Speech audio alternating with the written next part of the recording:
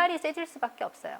늘 뭐 우리가 사면을 한다, 누구를 이제 이렇게 어떤 죄를 경감하는 조치를 취한다, 이런 것은 이 사람들이 너무 엄하게 하면 어떻게 되겠어요? 너무 엄하게 하면 아니 나는 이제 찍혔어. 나는 더 이상 이제 북한에서 나는 더 이상 살 수 없어. 이렇게 되면 이들이 떨어져 나가 버리면서 다시 이들끼리 모의해서 북한을 공격하는 그런 문제가 발생해요. 예전에 황해도 이제 신천 사건 적극 가담자들을 보니까 이제 그런 발언을 하더라고요. 그들이 처음부터 우리를 공격하지 않았으면 우리도 그렇게 심하게까지는 하지 않았어.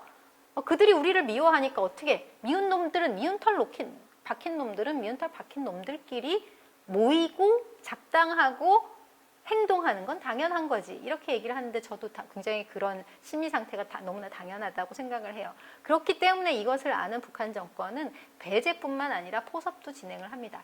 1950년 12월 5일과 1951년 2월 5일 두 차례의 포고문을 발표해서 반동단체에 가담했던 자들을 관대하게 처리를 합니다.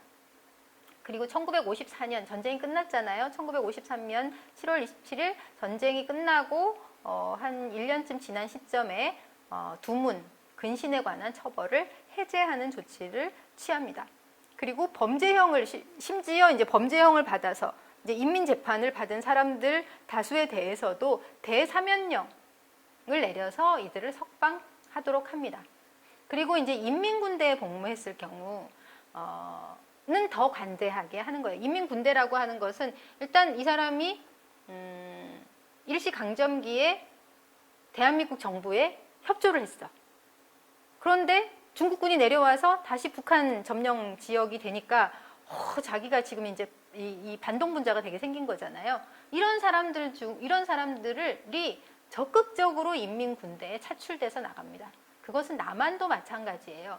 예전에 제주 4.3 사건을 제가 이제 제주 4.3 사건 관련자들을 인터뷰하러 이제 제주도에 간 적이 있는데요. 제주 4.3 사건 관련자 중에 빨갱이 혐의를 받은 사람들이 굉장히 많이 국군에 참전을 했더라고요.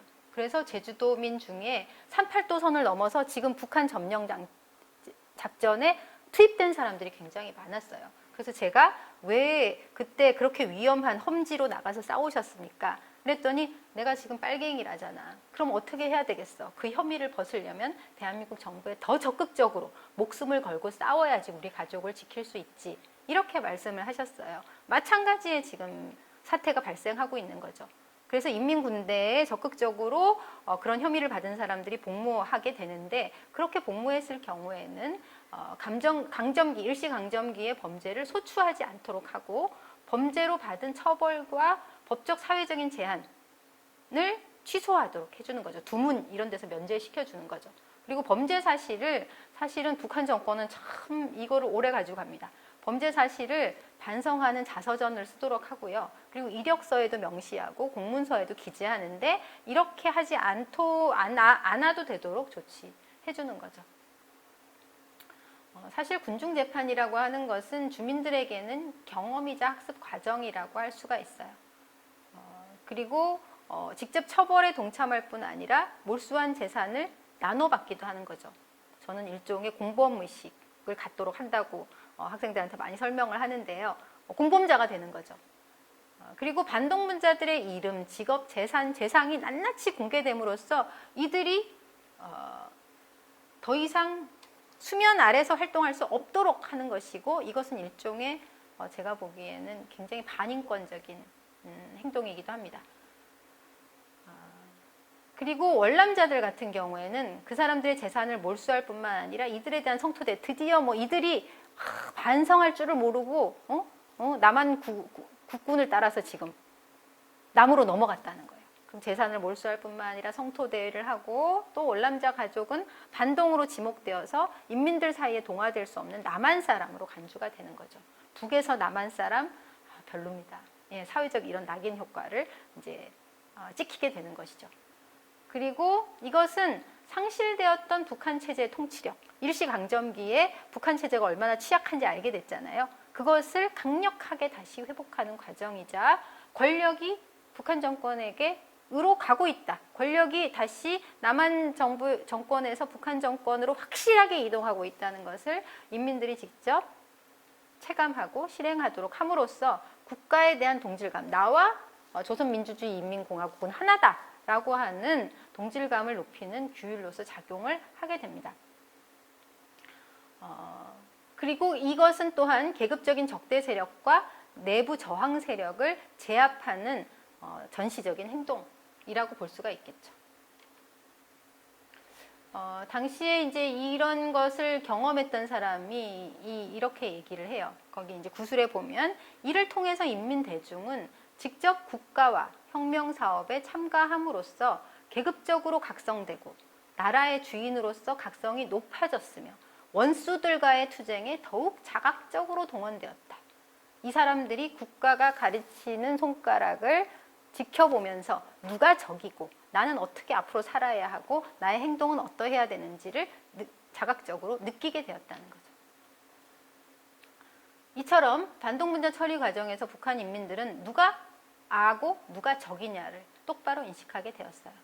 그리고 반역자 처리 과정에 참여하는 것은 미국과 남한 정권에 반대하는 인민들이 똘똘 뭉친다는 것을 의미하고 하나의 적대적인 집단의식을 형성하는 데 있어서 더없이 좋은 기제로 작용을 해요. 군중심리라고 하는 게 있잖아요. 그리고 이제 계급적 적을 처단하고 사회주의 체제를 수호하는 데 인민들 스스로 참여하고 결정하도록 함으로써 이것이 북한 정권의 국가이기만 한 것이 아니라 인민의 국가라고 하는 그런 것을 절감하도록 하는 기능을 수행하는 것이죠.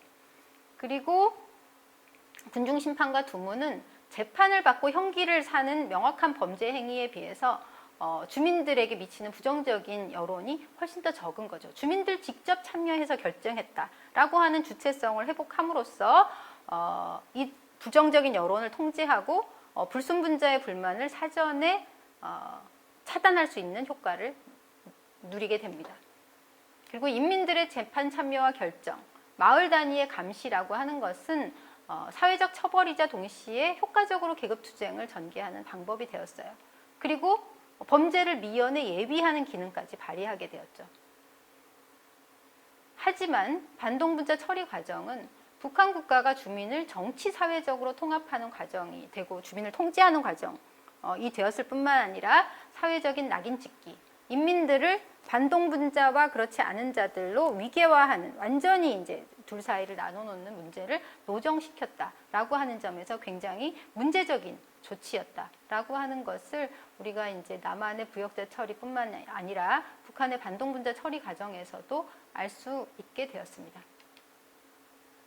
예, 이것으로 제5주차 2차 시 북한의 반동분자 처리 과정에 대해서 살펴보았습니다. 이것으로 수업을 마치겠습니다.